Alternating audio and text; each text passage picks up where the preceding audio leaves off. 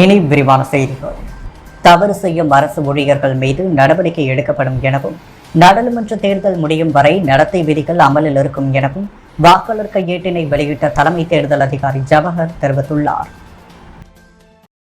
புதுச்சேரி தலைமை தேர்தல் அதிகாரி ஜவஹர் நேற்று செய்தியாளர்களுக்கு பேட்டியளித்தார். அப்பொழுது புதுவை நாடாளுமன்ற தொகுதி தேர்தலுக்கான அட்டவணையை இந்திய தேர்தல் ஆணையம் அறிவித்துள்ளது.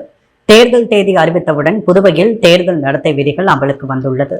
தேர்தல் முடியும் வரை இது அமலில் இருக்கும் எனவும், பறக்கும் படைகள் சோதனை சாவடிகள் அமைக்கப்பட்டு கண்காணிப்பு மற்றும் சோதனை பணிகளில் ஈடுபடுத்தப்பட்டுள்ளன. புதுவை, காரைக்கால், மாகே, ஏனாமில் கண்காணிப்பு அறைகள் அமைக்கப்பட்டு தேர்தல் விதிமீறல்கள் கண்காணிக்கப்படுகிறது. தனியார் மற்றும் பொது நிறுவன சுவர்களில் எழுதப்பட்ட விளம்பரங்கள் அழிக்கும் பணிகள் துவங்கப்பட்டுள்ளது. அதிகாரிகள் அரசியல் கட்சி நிகழ்ச்சியில் பங்கேற்க கூடாது. அரசியல் நடவடிக்கைகளில் ஈடுபடும் அரசு ஊழியர்கள் மீது ஒழுங்கு மற்றும் குற்றவியல் நடவடிக்கை எடுக்கப்படும். உரிமம் பெற்று துப்பாக்கிகள் வைத்திருக்கும் 196 பேர் 50% பேர் அவற்றை ஒப்படைத்துள்ளனர். மீதமுள்ள துப்பாக்கிகள் 2 நாளில் பெறப்பட்டுவிடும் எனவும் தெரிவித்துள்ளார். புதுவையில் உள்ள 30 சட்டப்பேரவை தொகுதிகளிலும் பிரத்யேகமாக 30 மகளிர் நிர்வகிக்கும் வாக்குச்சாவடிகள் அமைக்கப்படும். புதுச்சேரியில் 3, காரைக்காலில் 1 என 4 வாக்குச்சாவடிகள் இளைஞர்கள் நிர்வகிக்கும் வாக்குச்சாவடியாக அமைக்கப்படும். 4 வாக்குச்சாவடிகள் அனைத்து மாற்றுத்திறனாளிகள் நிர்வகிக்கும் வாக்குச்சாவடிகளாக அமைக்கப்படும். 12 வாக்குச்சாவடிகள் சுற்றுச்சூழல் போற்றும் வகையில் அமைக்கப்படும். போதிய மின்னணு வாக்குப்பதிவு இயந்திரங்கள் மற்றும் விவிபாட் கையிருப்பில் உள்ளது. வேட்பாளர்கள் தலா 75 லட்சம் ரூபாய் வரை செலவிடலாம். பொதுமக்கள், வியாபாரிகள் 50,000 ரூபாய் வரை எடுத்து செல்லலாம். தவறு செய்யும் அரசு ஊழியர்கள் மீதும் நடவடிக்கை எடுக்கப்படும் எனவும் தெரிவித்துள்ளனர். தலைமை தேர்தல் அதிகாரியின் இணையதளமான https://copuducherry.py.government.in என்ற புதிய அம்சங்களுடன் புதுப்பிக்கப்பட்டு வாக்காளர்களின் வசதிக்காக அறிமுகப்படுத்தப்பட்டுள்ளது. தேர்தல் தொடர்பான அனைத்து தகவல்களையும் இதில் காணலாம். மேலும் மாவட்ட தேர்தல் அதிகாரி குலோத்துங்கன், துணை தலைமை தேர்தல் அதிகாரி தில்லைவேல் ஆகியோர் உடனிருந்தனர். நான் கூறாததை திரித்து தவறாக பரப்பி உள்ளனர் என்றும், பாஜக தனக்கு சீட் வழங்கும், நிச்சயம் வெற்றி பெறுவேன் என்று சுயேட்சை சட்டமன்ற உறுப்பினர் சிவசங்கர் தெரிவித்துள்ளார். புதுச்சேரி உழவர்கரை தொகுதி பாஜக ஆதரவு சுயேட்சை சட்டமன்ற உறுப்பினர் சிவசங்கர் நேற்று மாலை செய்தியாளர்களுக்கு பேட்டியளித்தார். அப்பொழுது பாரதிய ஜனதாவை பொறுத்தவரை தகுதி, நேர்மை, கட்சிக்கு உழைப்பவர்களுக்கு தான் சீட்டு வழங்கும். அதன் அடிப்படையில் தான் நாடாளுமன்ற தேர்தலில் பாஜக சார்பில் போட்டியிட தன்னை தேர்வு செய்து வேட்பாளர் பட்டியலிலும் வைத்துள்ளனர். தான் ஆரம்ப காலத்திலிருந்தே RSS உறுப்பினர் எனவும், எந்தவித எதிர்பார்ப்புமின்றி தான் பாஜகவிற்கு ஆதரவு கொடுத்து வருவதாகவும், தெருவோரம் இருப்பவர்கள் கூட 50 கோடி ரூபாய் தருவார்கள். ஆனால் பாஜக அதனை திருப்பி கொடுக்கும். தகுதியின் அடிப்படையில் தான் சீட் வழங்கும் என்று தான் கூறியுள்ளதாக தெரிவித்துள்ளார். மேலும் தான் தவறாக கூறியதை திரித்து தவறாக வெளியிட்டு பரப்பப்படுகிறது. இது பற்றி பாஜக தலைமையிடம் தன்னிலை விளக்கம் அளிப்பேன். நாடாளுமன்ற தேர்தலில் பாஜக தனக்கு சீட் வழங்கும் என்ற நம்பிக்கையில் இருக்கிறேன். கொடுத்தால் நான் 100% வெற்றி பெறுவேன் எனவும், இதனை நன்றாக தெரிந்து கொண்ட எதிர்க்கட்சியினர் தான் கூறியதை பொய்யாக திரித்து கூறியுள்ளனர். தான் பாஜகவிற்கு எப்பொழுதும் விசுவாசமான தொண்டன் தான். தனக்கு சீட் கிடைக்கும், வெற்றி பெறுவேன் என்ற நம்பிக்கையில் இருக்கிறேன் எனவும் தெரிவித்துள்ளார். புதுச்சேரி மக்களவை தேர்தலில் பொது வேட்பாளரை நிறுத்த சமூக நல அமைப்புகள் முடிவு செய்த நிலையில் ரங்கசாமியை கைப்பாவையாக பாஜக வைத்துள்ளது என்றும், பாஜக கூட்டணியிலிருந்து முதல்வர் ரங்கசாமி வெளியே வர வேண்டும் எனவும் சுயேட்சை சட்டமன்ற உறுப்பினர் நேரு வலியுறுத்தியுள்ளார். புதுச்சேரி சுயேட்சை சட்டமன்ற உறுப்பினர் நேரு தலைமையில் 52க்கும் மேற்பட்ட சமூக நல அமைப்புகளின் ஆலோசனை கூட்டம் நடைபெற்றது. இந்த கூட்டத்தில் மக்களவை தேர்தலில் பாஜக காங்கிரசுக்கு எதிராக பொது வேட்பாளரை நிறுத்துவது என்றும், யார் வேட்பாளர் என்று அடுத்த கட்ட ஆலோசனை கூட்டத்தில் முடிவெடுக்கப்படும் என தெரிவித்தனர். பின்னர் செய்தியாளர்களிடம் பேசிய சுயேட்சை சட்டமன்ற உறுப்பினர் நேரு, இதுவரை ஆண்ட ஆளும் மத்திய அரசுகள் புதுவையை கிள்ளுக்கீரையாக நினைத்து எந்த திட்டங்களையும் செய்யாமல் வஞ்சித்து வருகின்றன எனவும், முதலமைச்சர் ரங்கசாமி கூட்டணி தர்மத்தை மீறி NR காங்கிரஸை கூட கலந்தாலோசிக்காமல் பாஜக வேட்பாளர் தான் களம் காணுவார் என 1 வருடமாக பாஜகவினர் பேசி வந்ததாக கூறினார். புதுவையை அடிமை மாநிலமாக மாற்ற ரங்கசாமியை கைப்பாவையாக பாஜக வைத்துள்ளது. இதனால் புதுவையில் நல்ல மாற்றம் கொண்டு வர சமூக அமைப்புகள் இணைந்து பாராளுமன்ற தேர்தலை பயன்படுத்திக் கொள்வோம் எனவும், ஆளும் கட்சியும் எதிர்கட்சியும் கூட்டணி வைத்துக் கொண்டு மாநில வளர்ச்சிக்கு பாடுபடவில்லை என்றார். தகுதியுடையவர் தான் முதல்வர், இருப்பினும் அவர் தவறு செய்தால் சுட்டிக்காட்டுவோம். அவர் பாஜகவிலிருந்து வெளியே வர வேண்டும். தனித்து போட்டியிடுவது வெற்றி தோல்விக்கல்ல, மக்களின் எண்ணத்தை வெளிப்படுத்த தேர்தலை பயன்படுத்திக் கொள்கிறோம் என சட்டமன்ற உறுப்பினர் நேரு தெரிவித்துள்ளார். புதுவையில் ஓய்வு பெற்ற முன்னாள் ஐஜி சந்திரன் தன்னை பாஜகவில் இணைத்துக் கொண்டார். மேலும் பதவியை எதிர்பார்த்து கட்சியில் சேரவில்லை என்றும் குறிப்பிட்டுள்ளார்.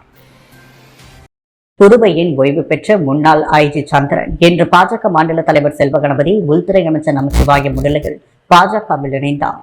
அதைத் தொடர்ந்து கட்சியில் இணைந்தது தொடர்பாக சந்திரன் கூறும்பொழுது, நாட்டு நலனும் மக்கள் நலனும் கொண்ட ஒரே கட்சி பாஜக. கடந்த 2014 முதல் தான் பணியில் இருந்த பொழுது IPS உயரதிகாரிகள் பணியும் ஆய்வுக்கு உட்கொள்ளப்பட்டு சேவை மக்களை சென்றடைய வழி செய்துள்ளனர். பொருளாதாரத்தில் நாடு உயர்ந்து வருகிறது. சர்வீஸ் இருக்கும் பொழுது உன்னிப்பாக கவனித்தேன். ஓய்வு பெற்ற பிறகு இக்கட்சியை தேர்வு செய்தேன். 30 ஆண்டுகள் பணியில் இருந்தேன். SP, SSP, DIG, IG ஆக புதுவையில் இருந்தேன். பதவி எனக்கு கிடைத்தது. பதவியை எதிர்பார்ப்பது, கட்சியில் சேரவில்லை. மக்கள் சேவைக்காக சேர்ந்துள்ளேன். நாடு முழுவதும் பணியாற்றியுள்ளேன். புதுவையில் அருணாச்சல பிரதேசம், மிசோரம், உத்தரப்பிரதேசம், ஜம்மு காஷ்மீர் பகுதியில் பணியாற்றினேன். தேர்தல் பார்வையாளராக உத்தரப்பிரதேசம், ஜம்மு காஷ்மீரில் பணியாற்றினேன். PhD படிப்புடன் காவல்துறை அனுபவம் உள்ளது. காவல்துறை சிறிய துறை என்பதால் அதை தாண்டி மக்கள் சேவையாற்ற கட்சியில் சேர்ந்தேன். வாரிசு ஏதுமில்லாமல் சுய உழைப்பால் இருப்போர் இக்கட்சிகள் அதிகம். தேர்தல் நேரத்தில் போட்டியிடும் காரணத்திற்காக இணையவில்லை. கட்சியை வலுப்படுத்தவே இணைந்தேன் என்று தெரிவித்துள்ளார். ஜியோ போப் குறித்து தமிழக ஆளுநர் தெரிவித்த கருத்தை திரும்ப பெற கோரி புதுவையில் 100க்கும் மேற்பட்ட கிறிஸ்தவர்கள் கண்டன ஆர்ப்பாட்டத்தில் ஈடுபட்டனர். திராவிட மொழிகள் குறித்து கல்வெட்டுகள் எழுதிய நூல்கள் போலியானது என்றும், ஜியோ போப், கால்டுவெல் போன்றவர்கள் பள்ளி படிப்பை கூட முடிக்காதவர்கள் எனவும், மக்களை கிறிஸ்துவ மதத்திற்கு மாற்றுவதற்காகவே ஜியோ போப், கால்டுவெல் இந்தியாவிற்கு வந்தனர். இயேசுவையும் பைபிளையும் எனக்கு பிடிக்கும் என தமிழக ஆளுநர் RN ரவி ஒரு நிகழ்ச்சியில் பேசினார். இந்த நிலையில் புதுச்சேரி நகர பகுதியில் உள்ள CSI தென்னிந்திய திருச்சபை சர்ச் சார்பில் ஜியோ போப்பை விமர்சனம் செய்து பேசிய தமிழக ஆளுநர் RN ரவியை கண்டித்தும் அவருடைய கருத்தை திரும்ப பெற கோரி சர்ச் வாசலில் 100க்கும் மேற்பட்ட கிறிஸ்தவர்கள் கண்டன ஆர்ப்பாட்டத்தில் ஈடுபட்டனர். அப்பொழுது கையில் பதாகைகளை ஏந்திக் கொண்டு தமிழக ஆளுநருக்கு எதிராக கண்டன கோஷமிட்டனர். புதுச்சேரி நகர பகுதியில் மத்திய ஆயுத படையினருடன் காவல்துறையினர் கொடி அணிவகுப்பு நடத்தினர். லோக்சபா தேர்தல் அறிவிப்பு வெளியானதை தொடர்ந்து ஒதியஞ்சாலை பெரியகடை போலீசார் மற்றும் மத்திய தொழில் ஆயுதப்படை போலீசார் 90 பேர் நேற்று மாலை புசி வீதி மற்றும் காந்தி வீதி, நேரு வீதி, அண்ணா சாலை உள்ளிட்ட முக்கிய வீதிகளில் கொடி அணிவகுப்பு மரியாதை நடத்தினர். SP லட்சுமி சஜன்யா, இன்ஸ்பெக்டர்கள் செந்தில்குமார், ஜெய்சங்கர், சப் இன்ஸ்பெக்டர் முருகன் உள்ளிட்டோர் கொடி அணிவகுப்பில் பங்கேற்றனர். புதுவை மாநிலத்தில் இரிடியம் கடத்தப்படுவதாக குற்றம் சாட்டியுள்ள முன்னாள் முதல்வர் நாராயணசாமியை மத்திய அரசு அதிகாரிகள் நேரடியாக விசாரணை செய்ய வேண்டுமென அதிமுக மாநில செயலாளர் அன்பழகன் தெரிவித்துள்ளார்.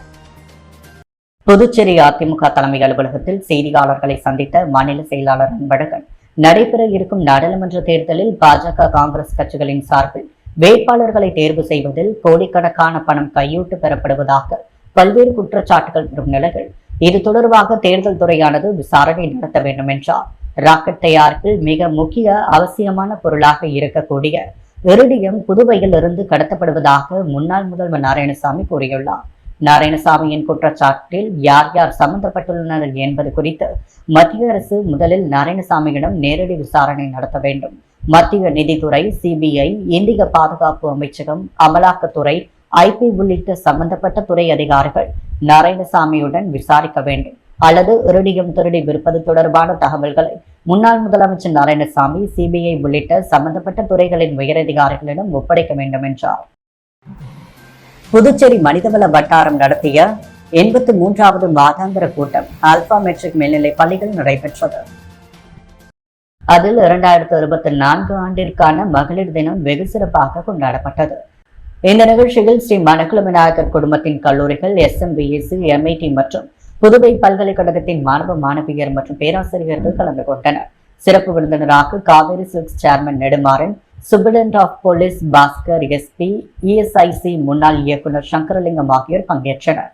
விழாவில் மறைந்த சகோதரி செல்வி ஆர்த்திக்காக PDYHRCயின் ஆண் மனிதவள வல்லுநர்களால் உறுதிமொழி ஏற்கப்பட்டது மற்றும் இன்ஸ்பைரிங் உமன் என்ற தலைப்பில் மனிதவளத்துறையின் சாதித்த பெண்கள் பற்றி மாணவர்களுக்கு எடுத்துரைக்கப்பட்டது. புதுச்சேரி பெண் மனிதவள அதிகாரிகளை கௌரவித்து நினைவு பரிசுகளும் வழங்கப்பட்டது. விழாவின் ஏற்பாட்டினை PDYHRCயின் தலைவர் ஜூட்லி ஜோஹலஸ் வழிகாட்டுதலின்படி துணைத் தலைவர் கிருஷ்ணா, செயலாளர் வினோத்குமார், துணை செயலாளர் நிஷா பேகம், பொருளாளர் ருஷாய் மற்றும் துணை பொருளாளர் அருண்குமார் மற்றும் சிறப்பு செயலர் மகேந்திரன் விழாவை தொகுத்து வழங்கினர். முடிவில் பொருளாளர் நிஷா பேகம் நன்றி உரையாற்றினார். வள்ளியம்மையின் 4வது ஆண்டு நினைவு நாளை முன்னிட்டு ஏழைகளுக்கு அன்னதானம், வேஷ்டி சேலை வழங்கப்பட்டது. புதுச்சேரி கோவிந்தசாலை பாரதிபுரம் மெயின் ரோட்டில் உள்ள பழனியாண்டி வள்ளியம்மை அறக்கட்டளை சார்பாக வள்ளியம்மையின் 4ஆம் ஆண்டு நினைவு நாளை முன்னிட்டு பூக்களால் அலங்கரித்து வைக்கப்பட்டுள்ள அவரது உருவப்படத்திற்கு அஞ்சலி செலுத்தி அனுசரிக்கப்பட்டது. அதைத் தொடர்ந்து ஏழை எளிய மக்களுக்கு புடவை, வேஷ்டி, மதிய உணவு வழங்கப்பட்டது. நிகழ்ச்சிக்கு அறக்கட்டளை நிறுவன தலைவர் கணேசன் என்கின்ற கவுஞ்சிராஜ் தலைமை தாங்கினார். புதுச்சேரி மெல்லிசை கலைஞர்கள் கூட்டமைப்பு நிறுவனர் சீதாராமன் சிறப்பு விருந்தினராக கலந்து கொண்டார். குடும்பத்தினர்கள் மற்றும் ஊர் பொதுமக்கள் திரளாக கலந்து கொண்டு அவரது உருவப்படத்திற்கு அஞ்சலி செலுத்தினர்.